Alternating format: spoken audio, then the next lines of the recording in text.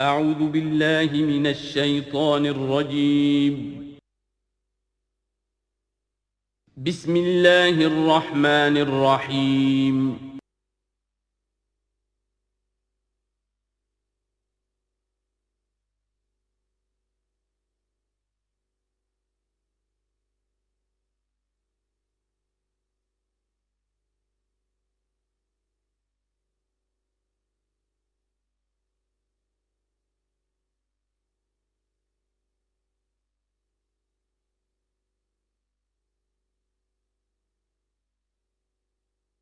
بسم اللہ الرحمن الرحیم یا بنی اسرائیل اذکروا نعمتی التی انعمت علیکم وانی فضلتکم علی العالمین واتقوا یوما لا تجزی نفس عن نفس شیئا ولا يقبل منها شفاعة ولا یؤخذ منها عدل ولا هم ینصرون صدق اللہ العظیم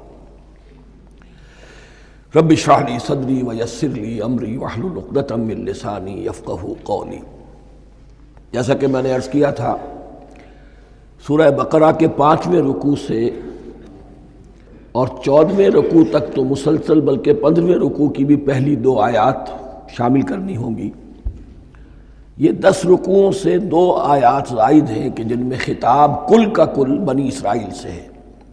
البتہ اس میں یہ فرق ہے کہ پہلا رکوع جو ہے وہ ان کو دعوت پر مشتمل ہے، نبی اکرم صلی اللہ علیہ وسلم پر ایمان لانے کی پرزور دعوت۔ بقیہ یہ 9 رکوع جو ہے یہ ان پر فرد قرارداد جرم ہے جو عائد کی جا رہی ہے۔ ہم نے تمہارے ساتھ یہ احسان و اکرام کیا، تم پر یہ فضل کیا، یہ کرم کیا، تمہیں یہ حیثیت دی، تمہیں یہ مقام دیا، تم نے اس طور سے اپنے اس مشن کی خلاف ورزی کی، اپنے مقام اور مرتبے کو چھوڑ کر اور دنیا پرستی اختیار کی۔ یہ جو 9 رکوع ہیں ان میں بنی اسرائیل کی تاریخ کا تو یوں سمجھیے کہ ایک بہت بڑا حصہ اور نمایاں اس کے فیچرز آئیں گے، لیکن یہ سمجھ لیجئے کہ اصل میں یہ امت مسلمہ کو بھی ایک پیشگی تنبیہ ہے کہ کوئی مسلمان امت جب بگڑتی ہے تو یہ چیزیں اس میں آ جاتی ہیں۔ چنانچہ احادیث موجود ہیں حضور کی، لَيَأْتِيَنَّ عَلَىٰ أُمَّتِي مَا أَتَىٰ عَلَىٰ بَنِي إِسْرَائِيلَ حَزْوَ النَّعْلِ بِالنَّعْلِ، میری امت پر بھی وہ سب حالات وارد ہوں گے جو بنی اسرائیل پر آئے، بالکل ایسے جیسے ایک جوتی دوسری جوتی سے مشابہ ہوتی ہے۔ ایک اور حدیث میں فرمایا لَتَتَّبِعُنَّ سُنَنَ مَنْ قَبْلِكُمْ، تم لازماً اپنے سے پہلوں کی پیروی کرو گے۔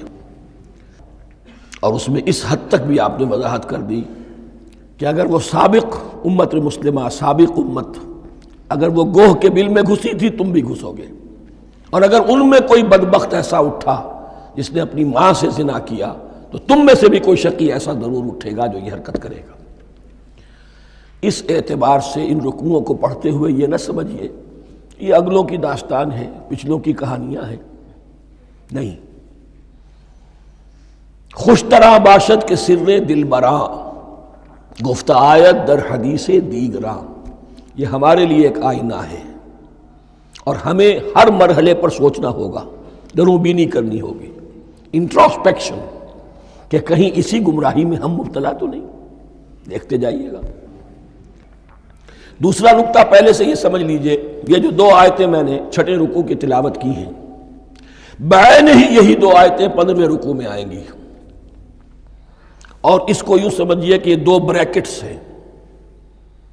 9 رکوعوں کا مضمون ان 2 بریکٹس کے درمیان ہے۔ یہ 2 آیتیں یہاں سے بریکٹ شروع ہو رہی ہیں، وہ 2 آیتیں ان پر بریکٹ ختم ہو رہی ہیں، بعین ہی وہی آیات۔ ایک آیت میں تو شوشے کا بھی فرق نہیں، دوسری آیت میں صرف ترتیب بدلی ہے، مضمون وہی ہے۔ اس کے مابین جو کچھ ہے، اس سے باہر یہ جو 5واں رکوع تھا، اس کے مضامین گویا کہ ضرب کھا رہے ہیں بریکٹ کے اندر کے سارے مضامین سے۔ یہ حساب کا بہت ہی عام فہم سا قاعدہ ہے، بریکٹ کے باہر کوئی رقم لکھی ہوئی ہے جس کے بعد کوئی زبر، کوئی جمع یا تفریق اگر نہیں ہے تو وہ ضرب کھائے گی، بریکٹ کے اندر جتنی بھی ویلیوز ہیں ان کے ساتھ ضرب کھائے گی۔ تو گویا کہ ہر قدم پر حضور پر دعوت، ایمان لانے کی دعوت اس پورے معاملے میں موجود ہے، اس لیے کہ اس میں بعض آیتیں ایسی آ گئی ہیں، ایک زیادہ نمایاں ایک کم نمایاں، جن سے کچھ لوگوں کو مغالطہ ہوا یا کچھ لوگوں نے فتنہ پیدا کیا جان بوجھ کر۔ یہ فتنہ ایک بار پیدا ہوا تھا اکبر کے زمانے میں دین الہی کی شکل میں، کہ صرف خدا کو مان لینا، آخرت کو مان لینا اور نیک اعمال کرنا نجات کے لیے کافی ہے، کسی رسول پر ایمان لانا ضروری نہیں ہے۔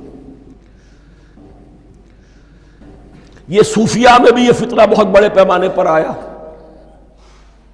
مسجد مندر ہکڑو نور، مسجد میں اور مندر میں ایک ہی نور ہے، سب مذاہب ایک ہی ہے، سارا فرق جو ہے شریعتوں کا ہے، عبادت کے ظاہری شکل کا ہے، وہ ہے رسولوں سے متعلق۔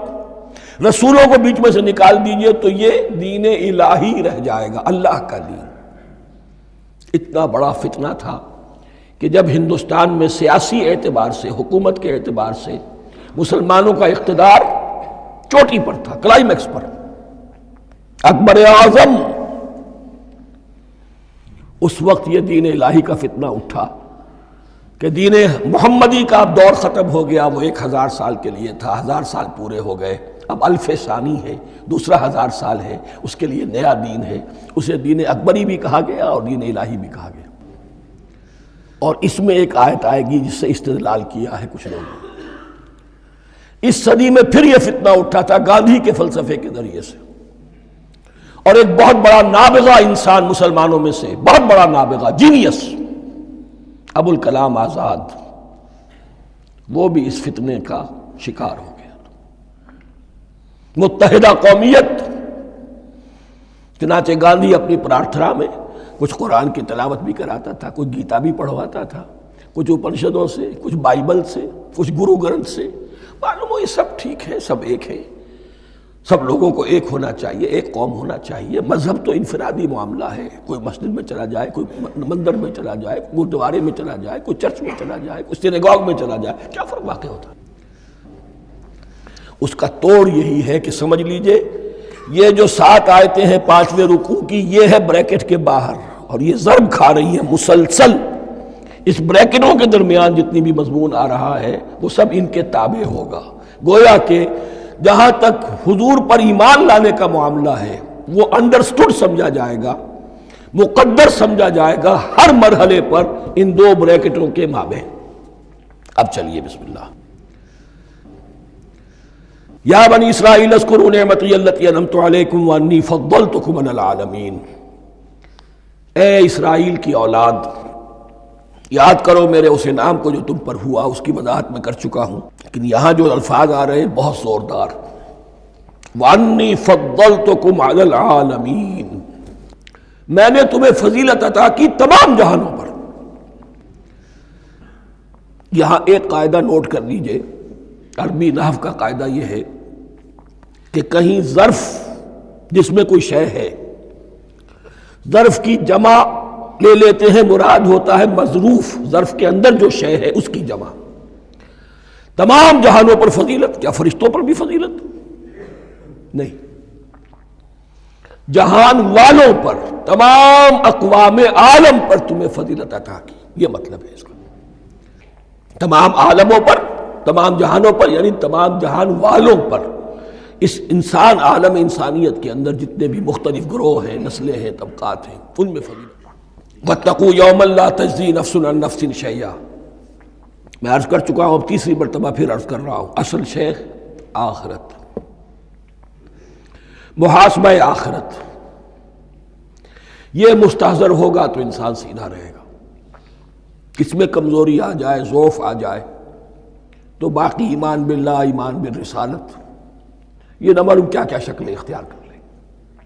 دیکھیے اس آیت کے اندر 4 اعتبارات سے محاسبہ آخرت کا زور ہے۔ واتقوا یوما، ڈرو اس دن سے، لا تجزی نفس عن نفس شیئا، جس دن کوئی جان کسی دوسرے کے کام نہ آ سکے گی، ولا يقبل منها شفاعہ، اور نہ کسی سے کوئی سفارش یا شفاعت قبول کی جائے گی، کیٹیگوریکل ڈینائل، ولا يؤخذ منها عدل، نہ کسی سے فدیہ قبول کیا جائے گا، ولا هم ينصرون، اور نہ انہیں کوئی مدد مل سکے گی۔ ہم نے طرح طرح کے عقیدے، شفاعت باطلہ کا تصور، اہل عرب سمجھتے تھے ہمیں یہ فرشتے جو ہے خدا کی بیٹیاں ہیں، یہ لات اور منات اور عزا ہم نے ان کے بت بنا رکھے ہیں، پوچھتے ہیں یہ اپنے ابا جان سے اللہ کی بیٹیاں ہیں نا، لاڈلی بیٹیاں، چھڑا لیں گے ہمارے ہاں بھی تصور ہے اولیاء اللہ چھڑا لیں گے۔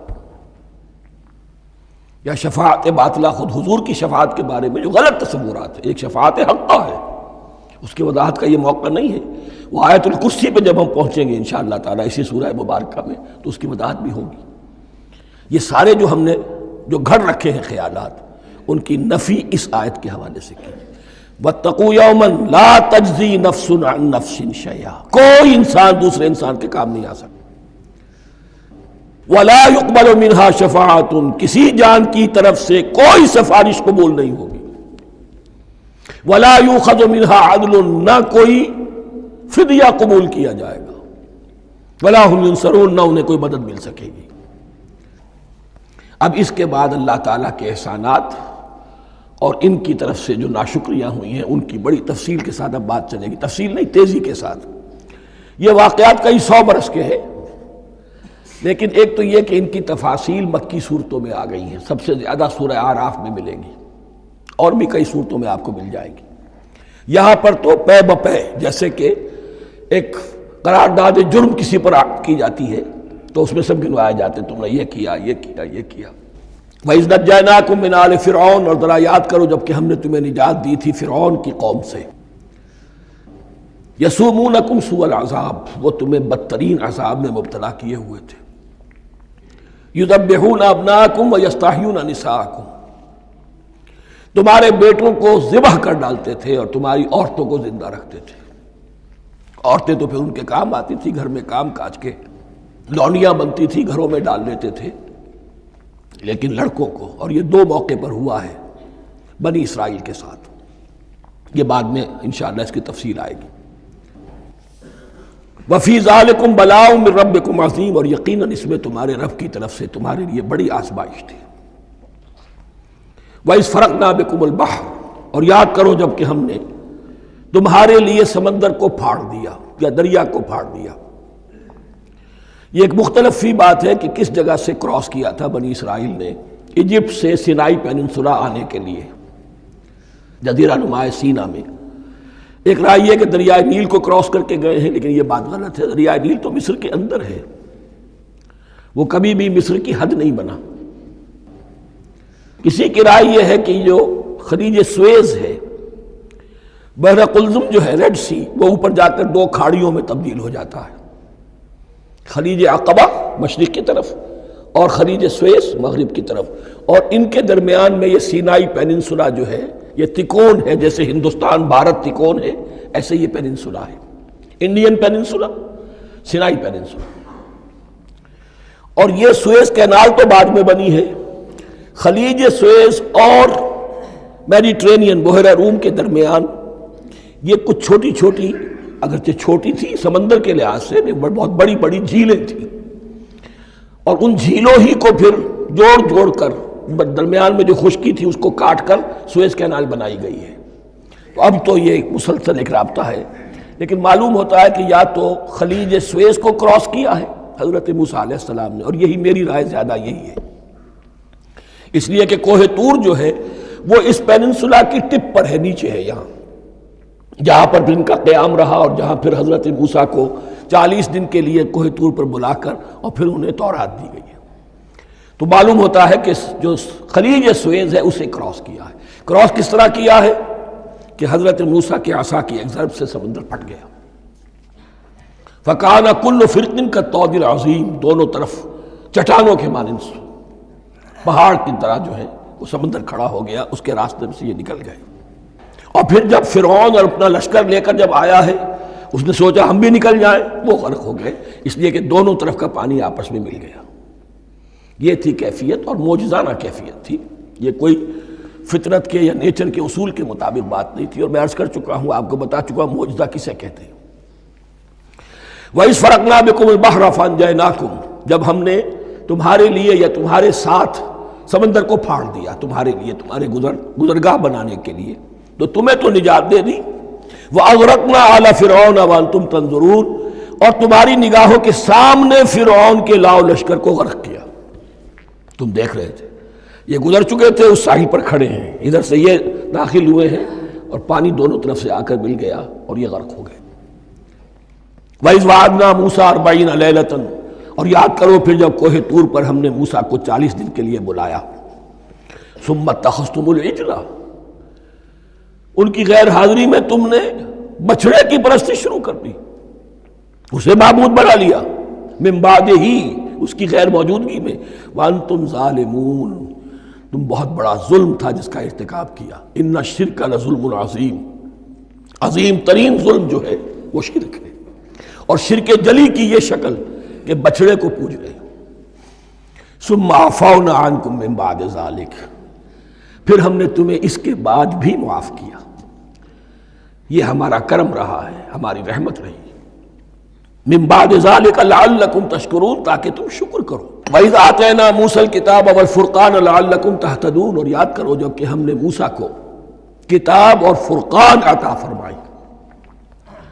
یہ فرقان حق اور باطل کے درمیان فرق کر دینے والی چیز، اور کتاب عام طور پر جو آتا ہے وہ شریعت کے لیے آتا، شریعت بھی دی، کتاب بھی دی، اور فرقان بھی دیا، لعلکم تہتدون، تاکہ تم ہدایت پاؤ۔ وَإِذْ قَالَ مُوسَىٰ لِقَوْمِهِ، اور یاد کرو جب کہ کہا تھا موسیٰ نے اپنی قوم سے، یا قوم انکم ظلمتم انفسکم باتخاذکم العجل، اے میری قوم کے لوگو، یقیناً تم نے اپنے اوپر بڑا ظلم کیا ہے بچڑے کو معبود بنا کر۔ فَتُوبُوا إِلَىٰ بَارِئِكُمْ، پس توبہ کرو اپنے پروردگار، اپنے خالق کی جناب میں۔ باری اللہ تعالیٰ ہے، باری۔ فَاقْتُلُوا أَنفُسَكُمْ، تو قتل کرو اپنے آپ کو۔ یہ چیز جو ہے تورات میں تفصیل سے آئی ہے، قرآن میں نہیں ہے۔ اسی اعتبار سے میں نے آپ کو بتایا تھا کہ تورات کا مطالعہ اس اعتبار سے مفید ہے کہ بہت سے واقعات کا قرآن میں ذکر ہے، اجمالاً اشارہ ہے، اس کی تفصیل کے لیے ہمیں تورات سے رجوع کرنا پڑتا ہے، ورنہ یہ کہ اس آیت کا صحیح مفہوم واضح نہیں ہوگا۔ فَاقْتُلُوا أَنفُسَكُمْ، اپنے آپ کو قتل کرو، کیا مانی؟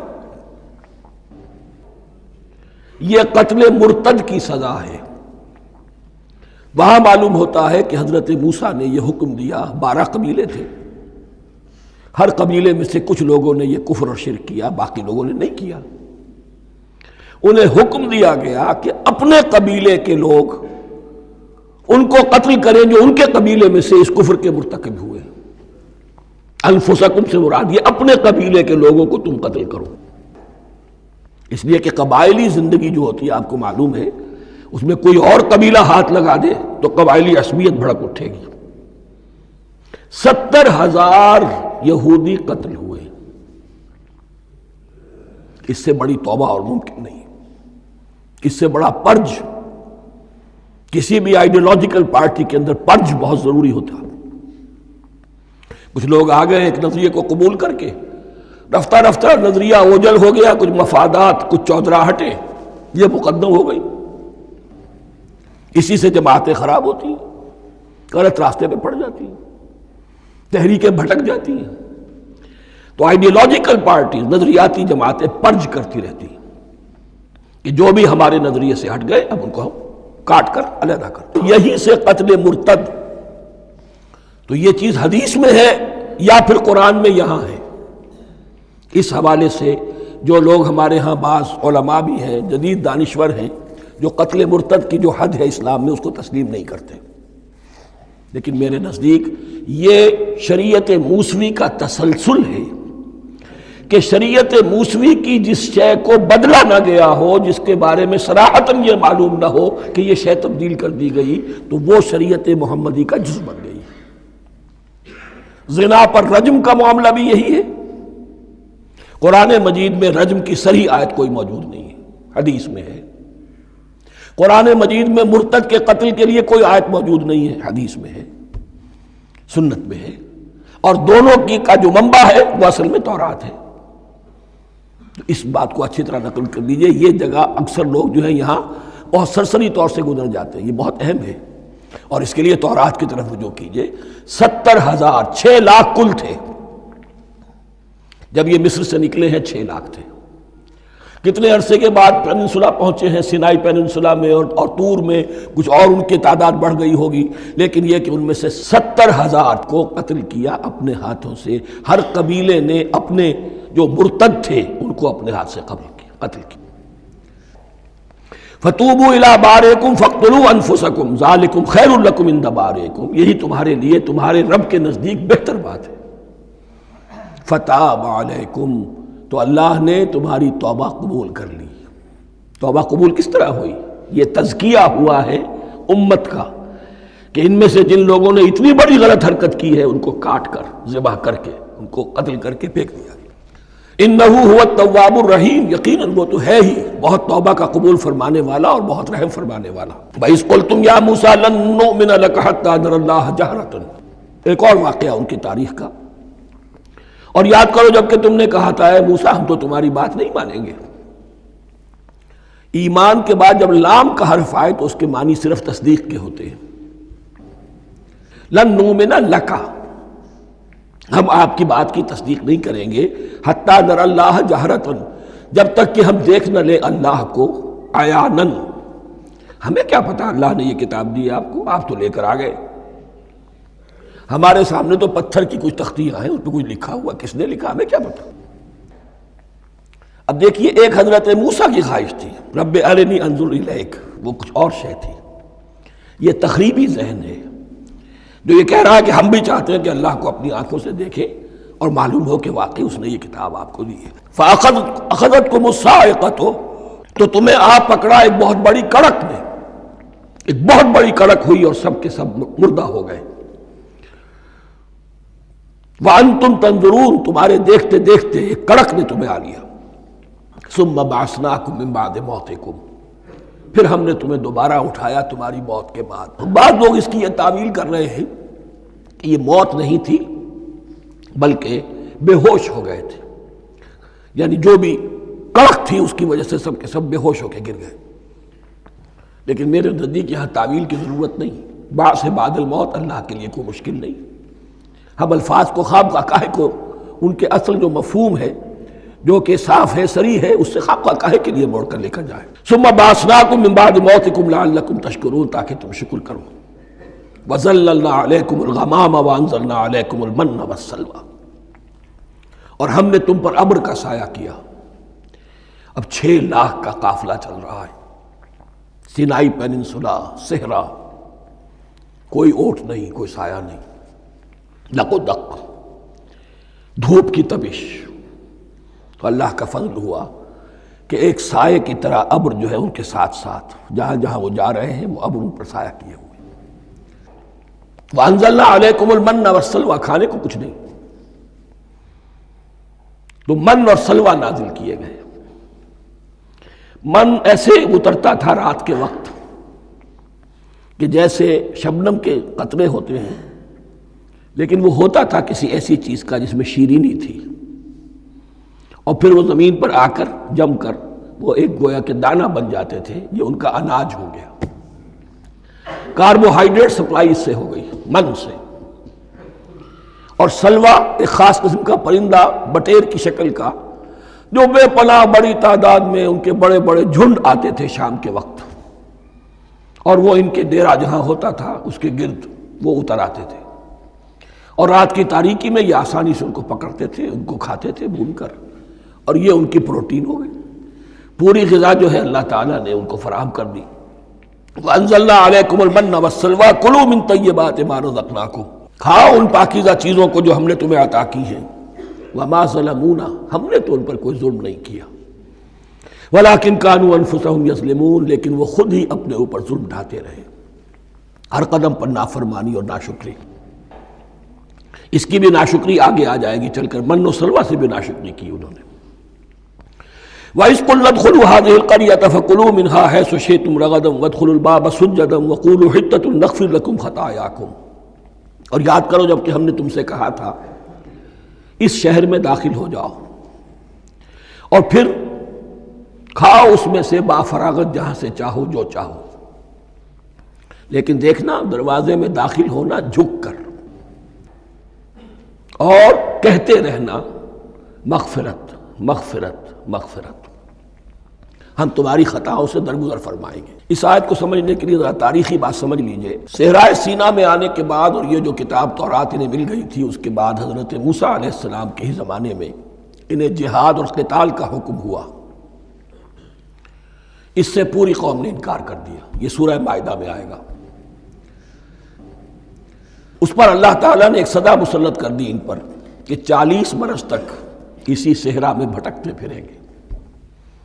اگر یہ ابھی قتال کرتے، جہاد کرتے، تو پورا فلسطین ان کے ہاتھ پر ابھی فتح کرا دیتے، لیکن چونکہ انہوں نے بزدلی دکھائی ہے، اب سزا یہ ہے فَإِنَّهَا مُحَرَّمَةٌ عَلَيْهِمْ 40 سَنَةً يَتِيهُونَ فِي الْأَرْضِ، اب 40 برس تک یہ اسی صحرا میں بھٹکتے پھریں گے، اور ارض فلسطین جو ان کے لیے ارض موعود تھی وہ ان پر حرام کر دی گئی 40 سال کے لیے۔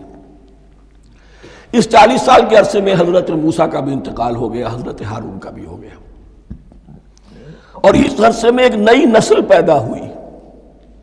وہ جو غلامی کا داغ اٹھائے ہوئی نسل آئی تھی مصر سے، جن کے اندر مورل کیریکٹر جو ہے وہ بہت کمزور ہو جاتا ہے، وہ پوری نسل ختم ہو گئی، نئی نسل اب پیدا ہوئی۔ 40 برس صحرا میں پیدا ہوئے، یہی پلے بڑھے، ان میں اب ایک جذبہ تھا۔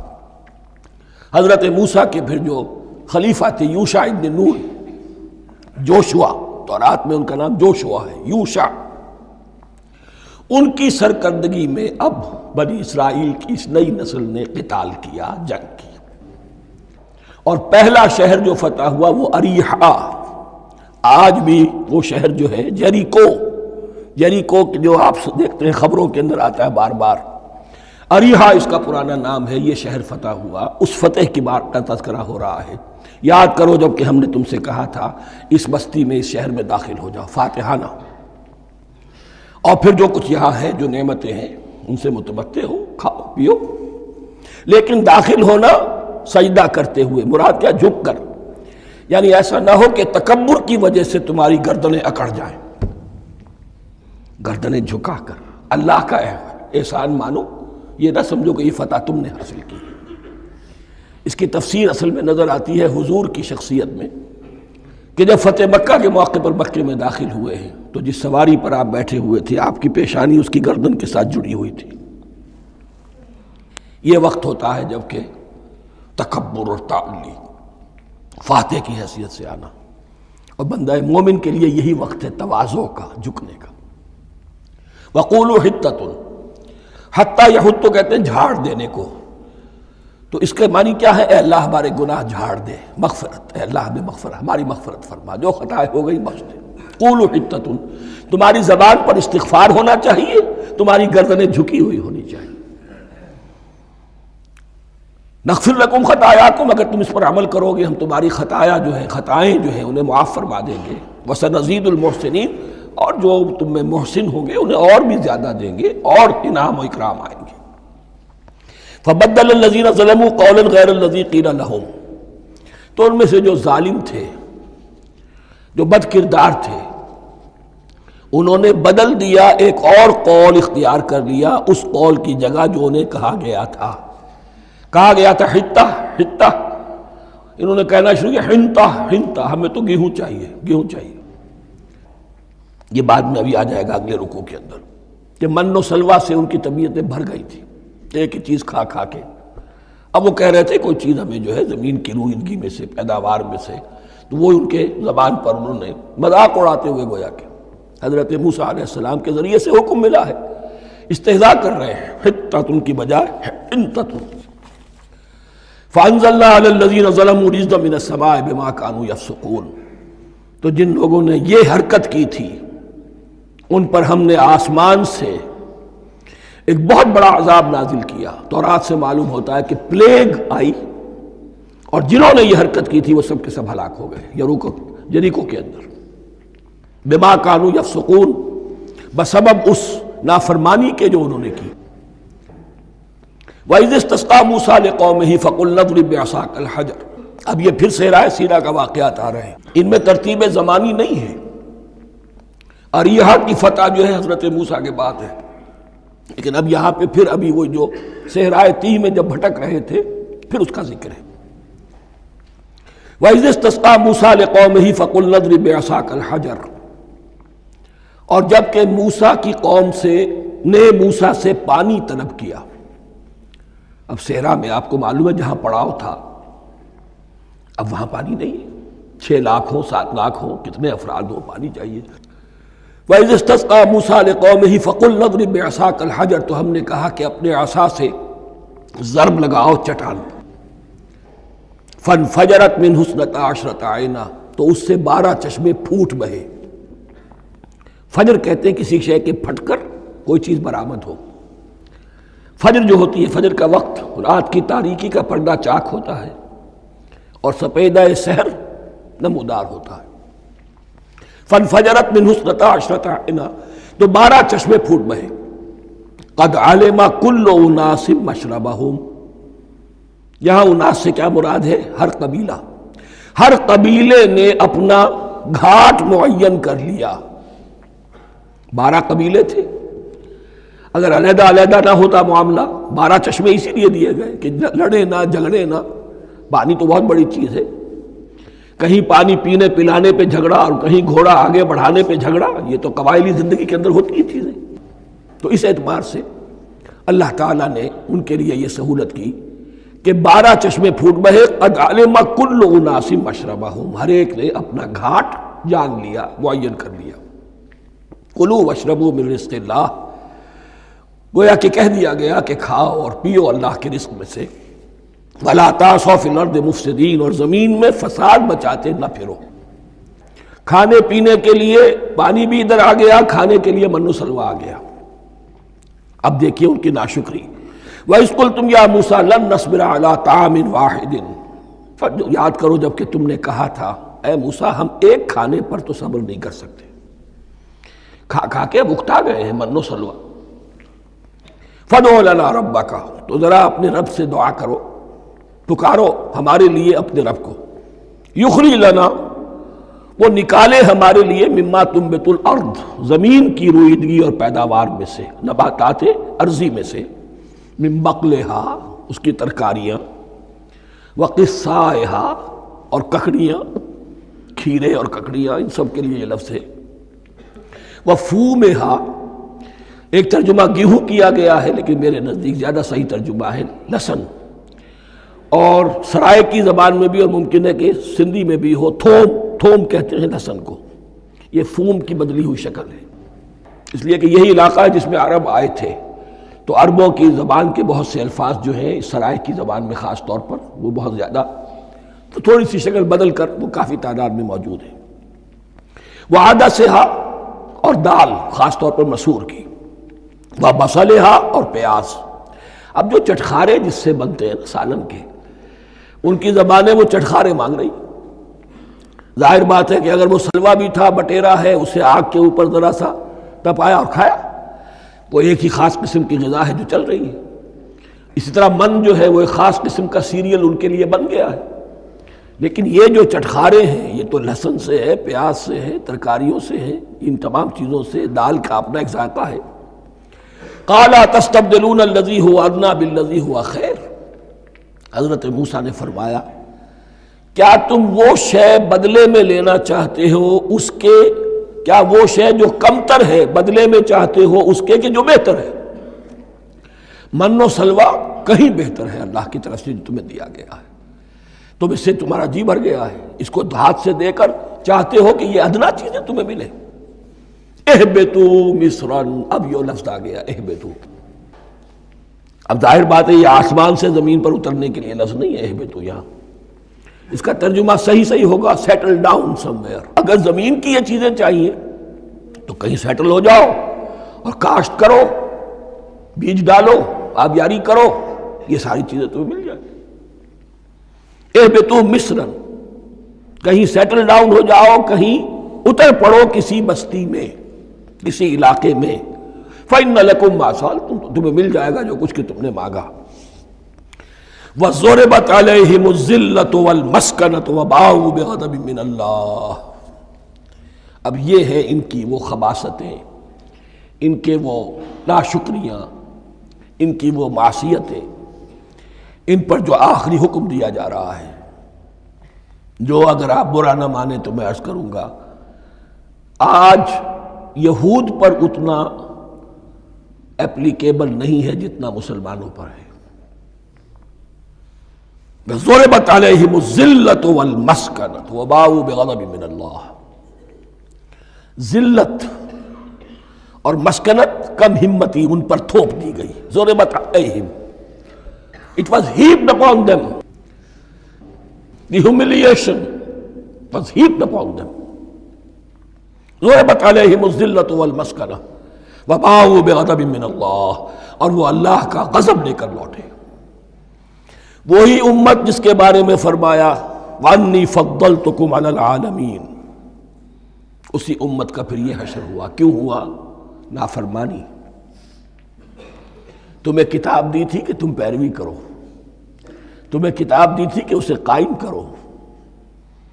وَلَوْ أَنَّ أَهْلَ الْكِتَابِ أَقَامُوا التَّوْرَاةَ وَالْإِنْجِيلَ وَمَا أُنزِلَ إِلَيْهِم مِّن رَّبِّهِمْ لَأَكَلُوا مِن فَوْقِهِمْ وَمِن تَحْتِ أَرْجُلِهِمْ۔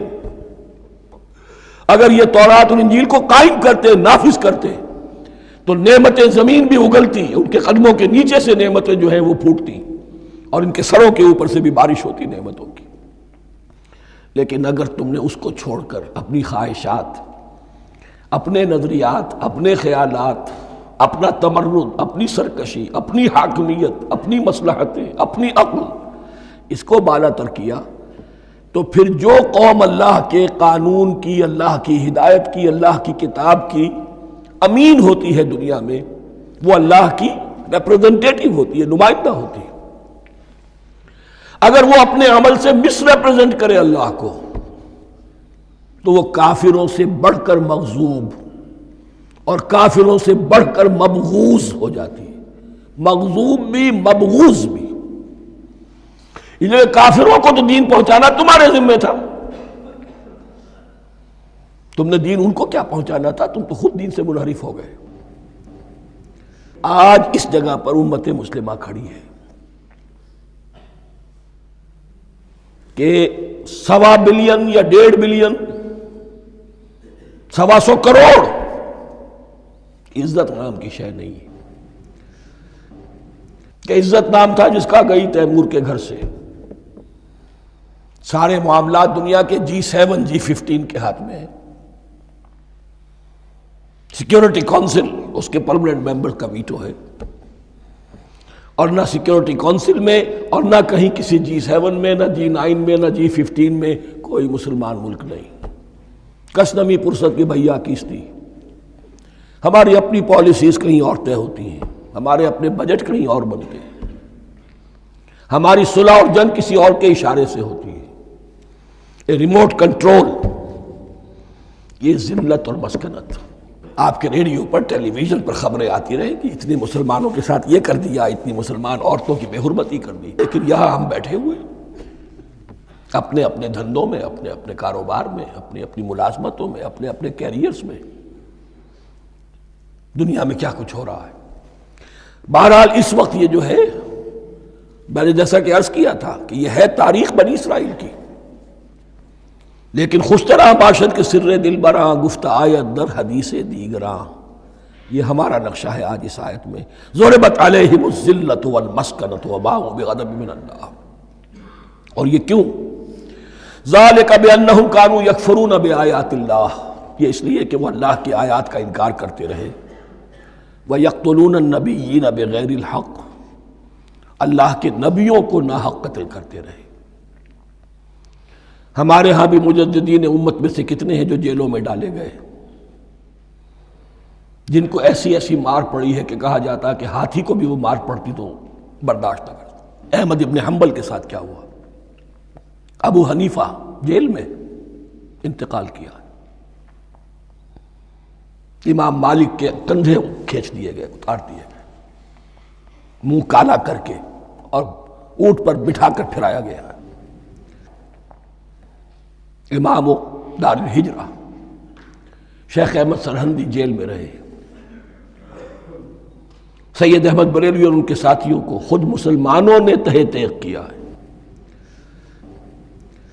بہرحال یہ داستانیں ہیں، اب نبی تو کوئی نہیں آئے گا، ان کے ہاں نبی تھے، ہمارے ہاں مجددین ہیں، علماء حق ہیں، جیسے کہ حدیث بھی ہے علماء امتی کا انبیاء بنی اسرائیل، تو جو انہوں نے انبیاء کے ساتھ کیا ہم نے مجددین اور علماء کے ساتھ کیا۔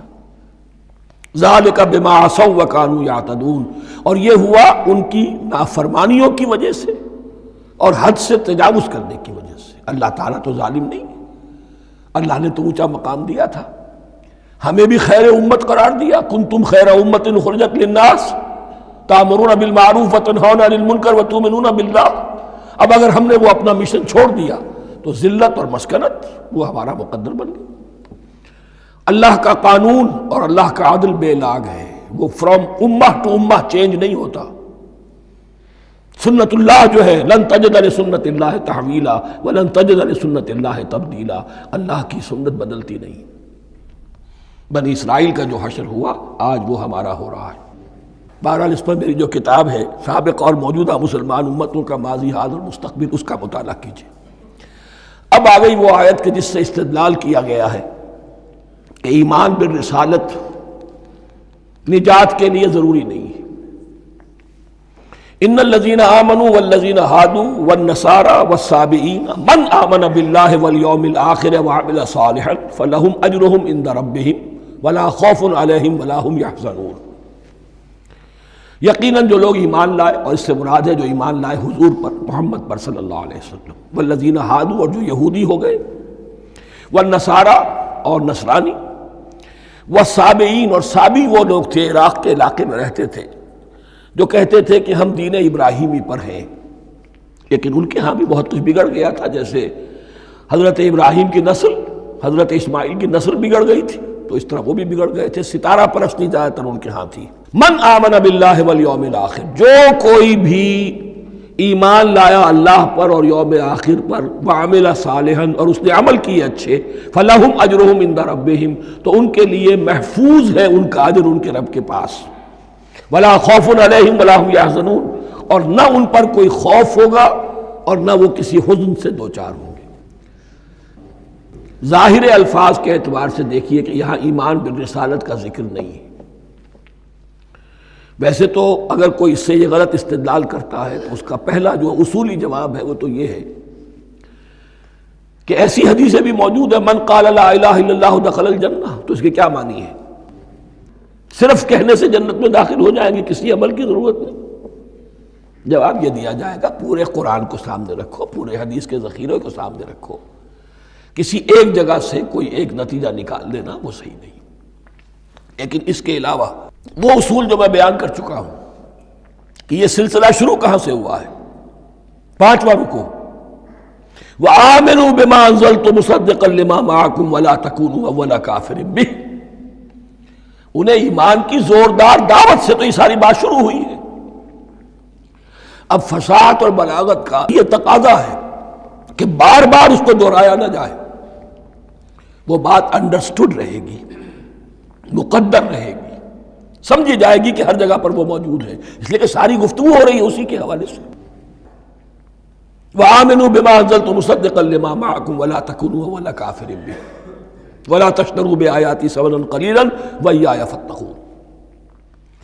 اس حوالے سے یوں سمجھیے اب اس آیت کو کہ یہاں پر کچھ الفاظ محذوف مانے جائیں گے، ان الذین آمنوا والذین ہادوا والنصارى والصابئین من آمن باللہ والیوم الآخر وعمل صالحا فی ایامہم فلہم اجرہم عند ربہم ولا خوف علیہم ولا ہم یحزنون۔ ہر دور میں جبکہ ابھی حضرت عیسیٰ نہیں آئے تھے تو جو بھی یہودی تھے اس وقت تک، حضرت موسیٰ کے ماننے والے، وہ جو بھی اللہ پر ایمان رکھتے تھے اور نیک عمل کرتے تھے، آخرت کو مانتے تھے، ان کی نجات ہو جائے گی۔ لیکن حضرت عیسیٰ کے آنے کے بعد ان کو نہیں مانا، اب وہ کافر قرار۔ لیکن اب حضرت عیسیٰ کے آنے کے بعد جب تک حضور نہیں آئے جو بھی مانتا ہے، لیکن یہ کہ شرط یہی ہوگی کہ اپنے اپنے زمانے میں، اصل میں نفی جس بات کی جا رہی ہے وہ یہ ہے کہ یہ نہ سمجھو کہ کسی گروہ میں ہونے سے نجات ہوتی ہے، نجات کسی گروہ میں ہونے کی وجہ سے نہیں ہے، نجات کی بنیاد ایمان اور عمل صالح ہے۔ کسی رسول پر ایمان لانا اپنے دور کے رسول پر وہ تو لازم ہے، لیکن یہ ہے کہ اس پر ایمان تو لے آئے اور وہ عمل صالح نہیں ہے تو نجات نہیں ہوگی۔ تو یہ اپنے اپنے دور میں، اپنے اپنے زمانے میں ہر امت کے لیے وَلِكُلِّ أُمَّةٍ اجل قرآن مجید کے ایک مقام پر آیا ہے، ہر امت کے لیے ایک خاص معین مدت ہے۔ اس معینہ مدت میں اب ظاہر بات ہے جو لوگ حضور کی بعثت سے پہلے فوت ہو گئے ان پر تو کوئی ذمہ داری نہیں تھی حضور پر ایمان لانے کی، اور ایسے لوگ تھے، ایسے موحدین مکے میں موجود تھے جو یہ کہتے تھے کعبے کے پردے پکڑ پکڑ کر، اے اللہ ہم صرف تجھے پوجنا چاہتے ہیں، صرف تیری بندگی کرنا چاہتے، لیکن جانتے نہیں کیسے کریں۔ یہ بات موجود تھی اور ان کا انتقال بھی ہو گیا۔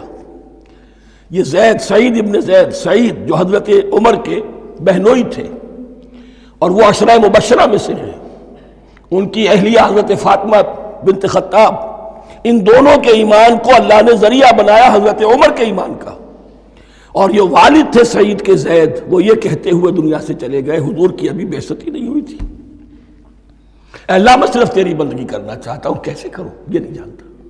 اسی کو ذہن میں رکھیے، اہدنا الصراط المستقیم جو میں نے کہا تھا، ایک سلیم الفطرت انسان، سلیم العقل انسان توحید تک پہنچ جاتا ہے، آخرت کو پہچان لیتا ہے، لیکن اب کیا کروں؟ اس شریعت کے لیے، ان احکام کے لیے وہ دستے سوال دراز کرنے پر مجبور ہے۔ الحمدللہ رب العالمین الرحمن الرحیم مالک یوم الدین ایاک نعبد و ایاک نستعین اہدنا الصراط المستقیم۔ اسی صراط المستقیم کی دعا کا یہ جواب اب آئے گا، شروع ہوگا سورہ بقرہ سے، یہ کرو یہ نہ کرو، یہ فرض ہے، یہ تم پر لازم کیا گیا، یہ چیز حرام کی گئی، وغیرہ وغیرہ۔ ان الذين آمنوا والذين هادوا والنصارى والصابئين من آمن بالله واليوم الآخر وعمل صالحا، اور محذوف الفاظ فی ازمنتہم، اپنے اپنے زمانے میں، یا فی ایامہم، فلہم اجرہم عند ربہم ولا خوف علیہم ولا هم یحزنون۔ وَإِذْ أَخَذْنَا مِیثَاقَکُمْ وَرَفَعْنَا فَوْقَکُمُ الطُّورَ، اور ذرا یاد کرو جب کہ ہم نے تم سے عہد لیا، قول و قرار لیا، اور تمہارے اوپر اٹھا دیا طور کو، پہاڑ کو۔ جب تورات دی گئی تو اس وقت ایک کیفیت معجزانہ طور پر ایسی پیدا کی گئی، ان کے اوپر ایک روب ڈالنے کے لیے اور خشیت قلب میں پیدا کرنے کے لیے کوہ طور اٹھا کر معلق کر دیا گیا۔ اس وقت کہا گیا خذوا ما آتیناکم بقوۃ، تو اس قول و قرار کے وقت ایک معجزے کی شکل یہ ہوئی تھی۔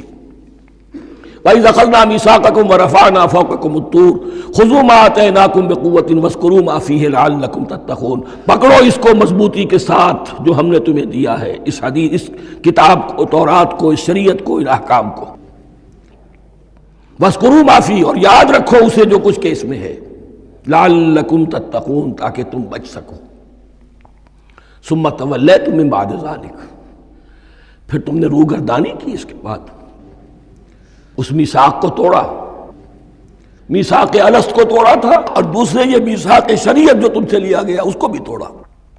ثم تولیتم من بعد ذلک فلولا فضل اللہ علیکم ورحمتہ لکنتم من الخاسرین، پھر اگر اللہ کا فضل تمہارے شامل حال نہ ہوتا اور اس کی رحمت تمہاری دستگیری نہ کرتی رہتی، بار بار تمہیں معاف کیا، تمہیں مہلت دی، تو اگر یہ چیز نہ ہوتی تو اسی وقت سے تم خسارہ پانے والے اور تباہ ہونے والے ہو جاتے۔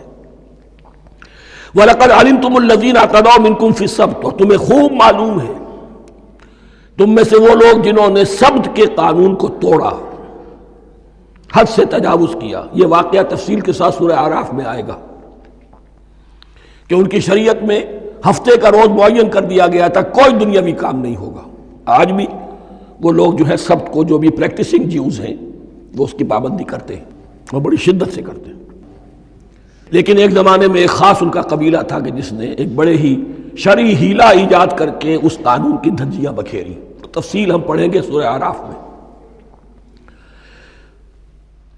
وَلَقَدْ عَلِمْتُمُ الَّذِينَ اعْتَدَوْا مِنْكُمْ فِي السَّبْتِ، اور تمہارے علم میں ہے تمہارے وہ لوگ کہ جنہوں نے سبت کے قانون کے ضمن میں خلاف ورزی کی، فَقُلْنَا لَهُمْ كُونُوا قِرَدَةً خَاسِئِينَ، تو ہم نے کہہ دیا ان کو کہ ہو جاؤ ذلیل بندر، ان کی شکلیں مس کر دی گئی، انہیں بندروں کی شکل میں تبدیل کر دیا گیا۔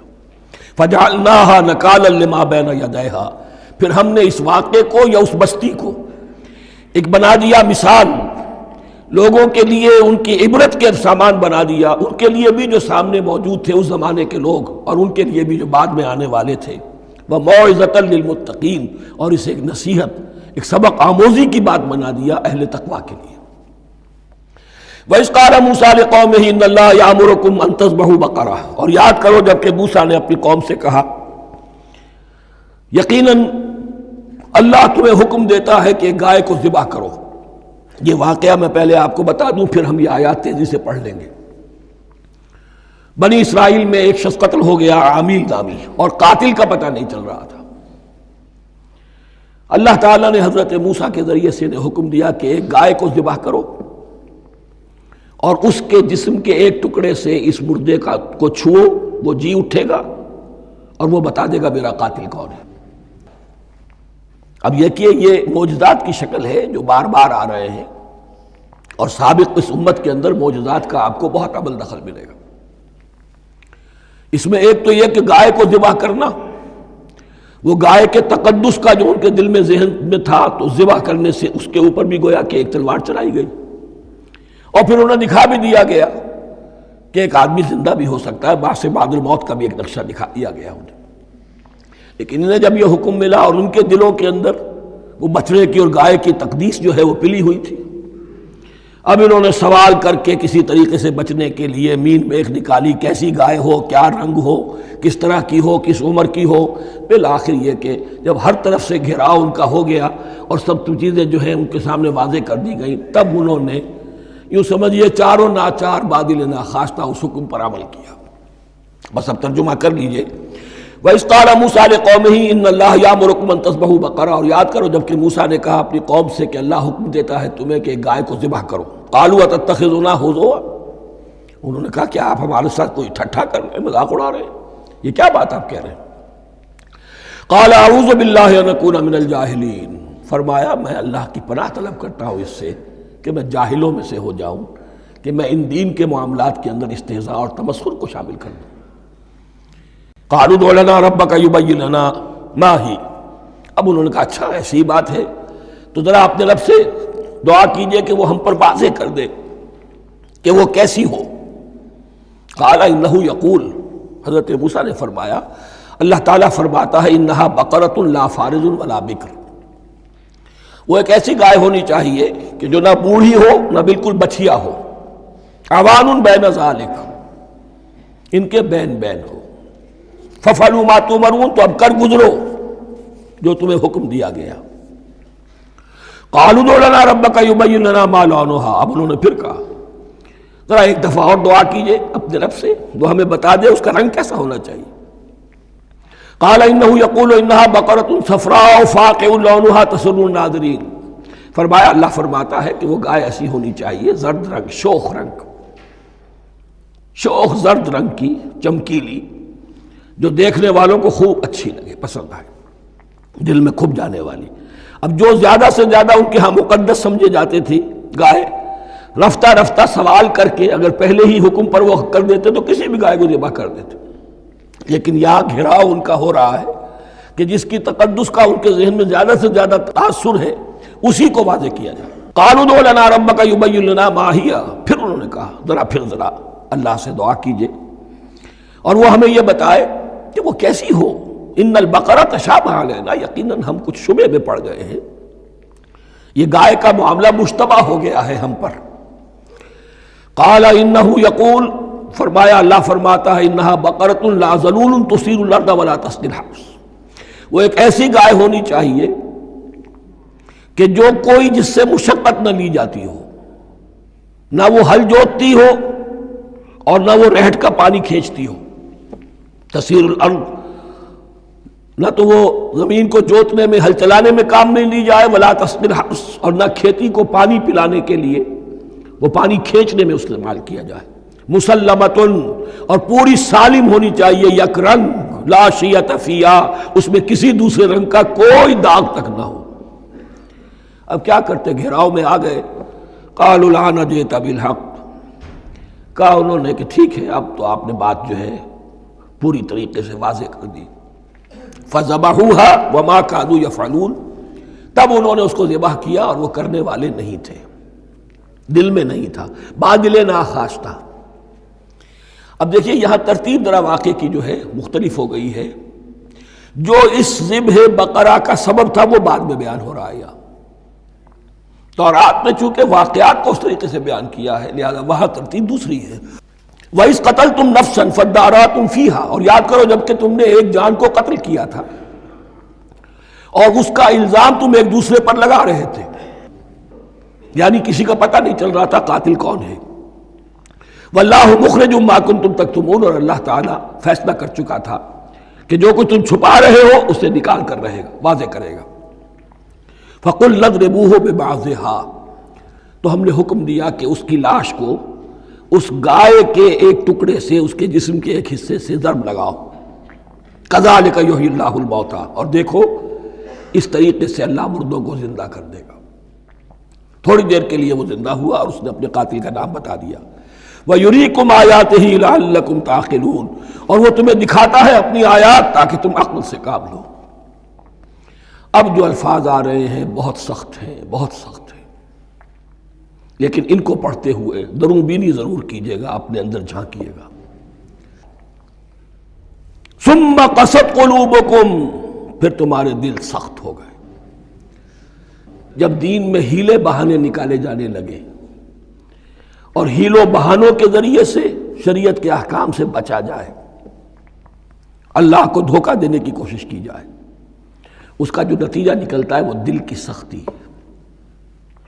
ثم قست قلوبکم، پھر تمہارے دل سخت ہو گئے.